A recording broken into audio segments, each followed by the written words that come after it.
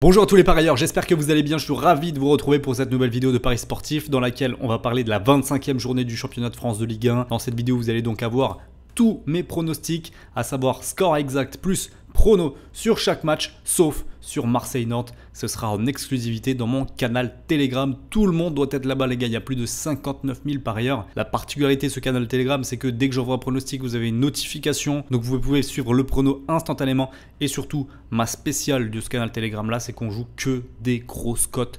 Entre 5, 10. On va chercher ces grosses cotes-là en sec, pas de combiné. Sur des buteurs, les gars, c'est ma marque de fabrique. Donc tous ceux qui ne sont pas encore dans le groupe, foncez rejoindre, vraiment, vous ratez quelque chose. On va démarrer cette 25e journée de Ligue 1 par le premier match vendredi soir opposant l'OGC Nice à Montpellier. Nice est 5e du championnat mais n'a plus gagné depuis 5 rencontres maintenant. Et il y a eu des résultats inquiétants. La semaine dernière, défaite de Buzyn contre Toulouse. Et il y a 2 semaines, le match nul 0-0 à domicile contre Clermont, qui est la lanterne rouge du championnat. Donc ça va pas pour les Niçois. Après leur excellente première partie de saison, ils sont en train de rentrer dans le rang. Et de manière assez brutale, il reste plus grand chose de la solidité, tout le pragmatisme qu'on voyait de l'équipe de Farioli dans la première partie de saison. C'est assez fou comment la situation s'est totalement inversée. Maintenant, ils ont la chance d'affronter une équipe de Montpellier qui est actuellement barragiste, 23 points au compteur. C'est très très chaud dans la course pour le maintien. Ils avaient une occasion en or de donner un petit peu d'air à domicile face à Strasbourg, un concurrent direct. Ils ont fait 2 partout en étant menés 2 fois au score. Ils sont sortis un petit peu miraculeusement. Donc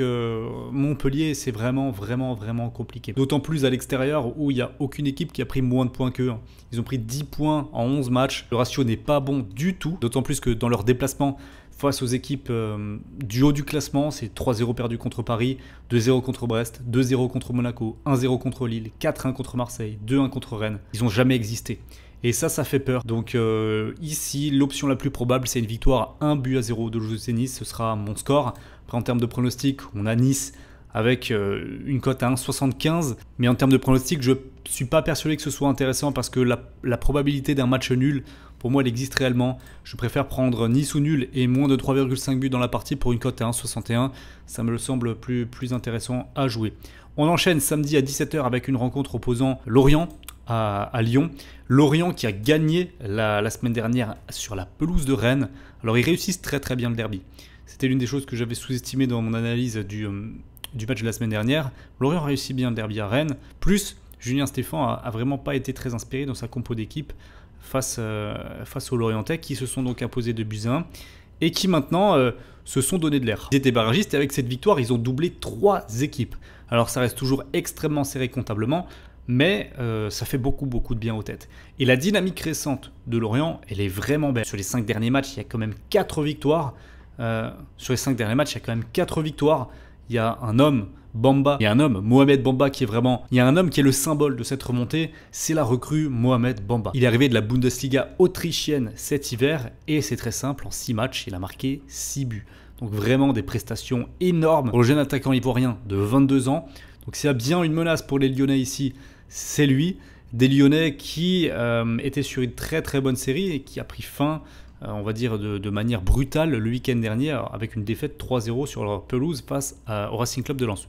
Défaite qui ne souffre d'aucune contestation. Les Lyonnais ont raté leur match.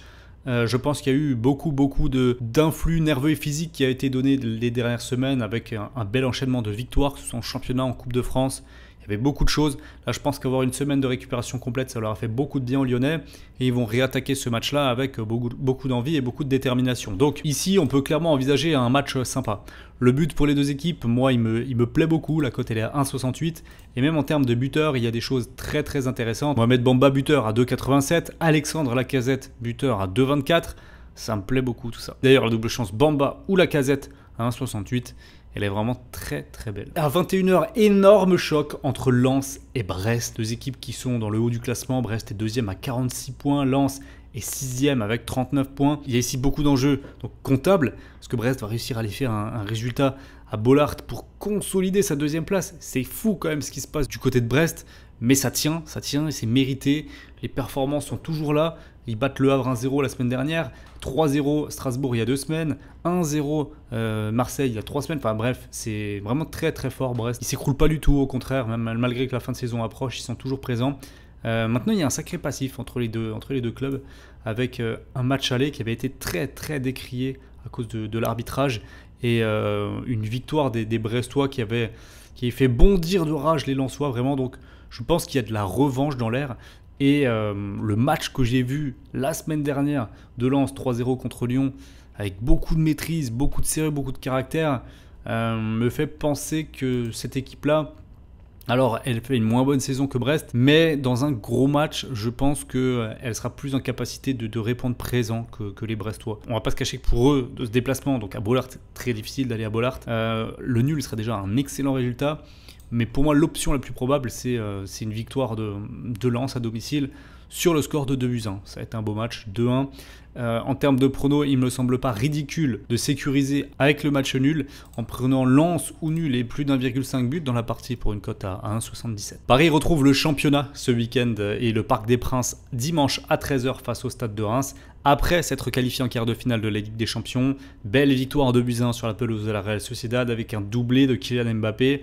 Et je pense qu'ils vont avoir l'opportunité d'enchaîner avec un succès. C'est important de gagner en championnat. Ça fait 2 matchs qu'ils ne gagnent plus. Un partout contre Rennes il y a 2 semaines. 0-0 à Monaco la semaine passée. Il sera important pour le PSG, qui est la meilleure équipe du championnat à domicile avec 27 points pris en 12 matchs et tout simplement 9 points d'avance sur son dauphin brestois pour l'instant. Je pense qu'ici, il n'y aura pas vraiment de problème face à une équipe rémoise qui n'est pas en forme, qui balbutie son football ces dernières semaines. Donc il y a une vraie différence de niveau, je pense, entre ces deux formations. Paris aura en plus l'opportunité que ses remplaçants se mettent à l'œuvre, comme Gonzalo Ramos, Randal Kolo Muani. Je pense que ça va être plutôt une belle fête du côté PSG ce match-là. Je les vois gagner assez largement.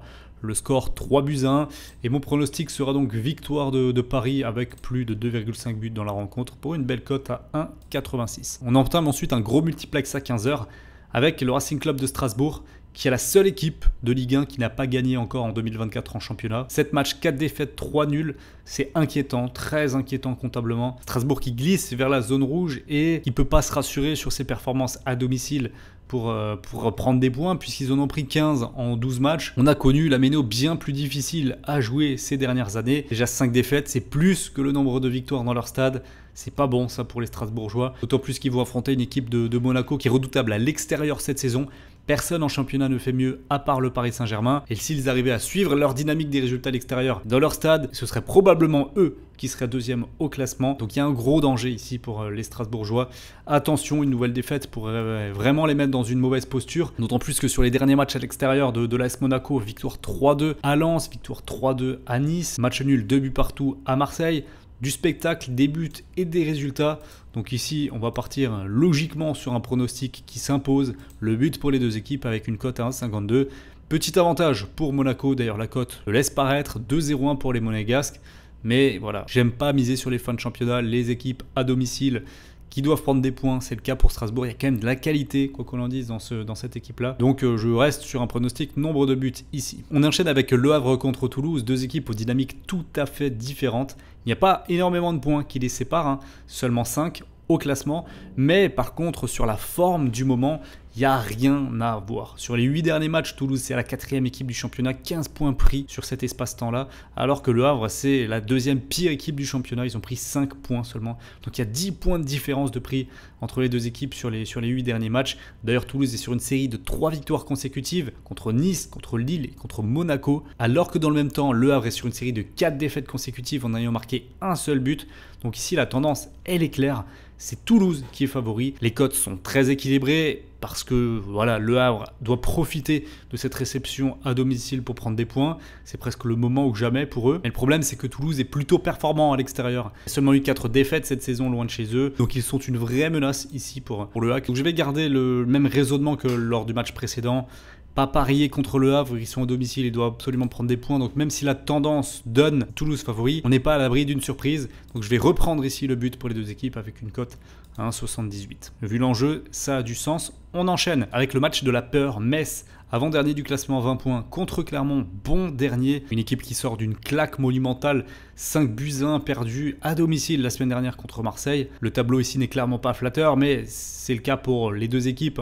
On a Metz, la pire équipe à domicile du championnat avec 6 points pris en 11 matchs, contre Clermont, la pire équipe à l'extérieur avec 10 points pris en 12 matchs. Donc ici, c'est très compliqué de sortir un résultat. Il y a une seule victoire à domicile pour Metz cette saison, c'est catastrophique, ils n'y arrivent pas chez eux. Le seul truc qui me tente de prendre, c'est le buteur Mikotadze, cote à 2,98 ici. Ce sera ma prise de risque, mais j'ai pas envie de partir sur autre chose ici. Il y a un bon joueur de talent sur la pelouse, Mikotadze. 2,98, c'est intéressant, surtout voilà, contre une équipe aussi faible que Clermont. À 17h, on a Lille contre Rennes, l'un des gros chocs également de cette 25e journée de Ligue 1. La victoire est impérative pour les Rennais qui ont fait un faux pas monumental contre Lorient le week-end dernier et qui doivent continuer leur remontée au classement. Il y a 35 points, ils ont un 6 points du LOSC, donc rien n'est fait, mais il faut absolument s'imposer ici. Maintenant, le problème, c'est que Lille, eh bien, à domicile, il n'y a personne qui fait mieux. S'ils gagnent ce match-là, ils seront seuls en tête du classement des équipes à domicile, puisque Paris a pris 27 points en 12 matchs et Lille en a pris 26 en 11 matchs. Donc vraiment, le stade Pierre-Mauroy est très très bien gardé par les Lillois cette année. D'ailleurs, c'est une constante depuis de nombreuses saisons. Il est très compliqué d'envisager une victoire de Rennes ici. Après, ils ont le plan quand même pour aller chercher des résultats à l'extérieur en ce moment. Ils sont allés gagner récemment 3-2 sur la pelouse de l'Olympique Lyonnais, 1-0 au Havre. Ils ont fait ce match nul assez fou, un partout contre le Paris Saint-Germain. Donc, ils ont quand même la recette pour aller chercher des points à l'extérieur, les Rennais. Donc là, le match très très équilibré ici. Et à ce moment-là de la saison, il va valoir extrêmement cher. Donc, je vais prendre ici Lille ou nul et moins de 3,5 buts. Ça va, je pense, être un match assez tactique, fermé entre ces deux équipes.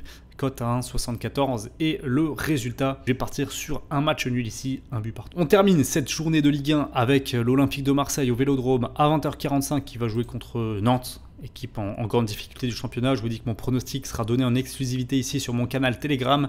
Je vous promets des très très grosses cotes, il y aura des choses intéressantes à aller chercher. L'OM, c'est très fort à domicile, je parlais de Lille avant. L'OM, en 12 matchs, c'est 26 points pris, un seul de moins que le Paris Saint-Germain. Et il joue surtout contre une équipe du FC Nantes qui est tout proche du gouffre, tout proche de la relégation. Alors ça va pas forcément mal à l'extérieur, il reste sur 2 victoires consécutives, mais c'était Lorient et Toulouse. La Marseille, ça va quand même être d'un calibre différent. Bref, les pronos seront à retrouver sur Telegram. Ça va être très intéressant d'analyser ce match-là. Ça sera aux alentours de 20h avec les compositions d'équipe pour aller chercher des très très grosses cotes. Merci à tous d'avoir visionné cette vidéo. J'espère que ça vous aura plu. Si c'est le cas, abonnez-vous, likez, dites-moi en commentaire. Et nous, on va se retrouver très vite parce que la Ligue des Champions revient la semaine prochaine. Et on va pronostiquer tous les matchs qui auront lieu, les 4 matchs. Donc, mettez bien la cloche des notifications pour être averti au moment de la sortie des pronos. Très bon week-end à tous et à bientôt. Ciao, ciao.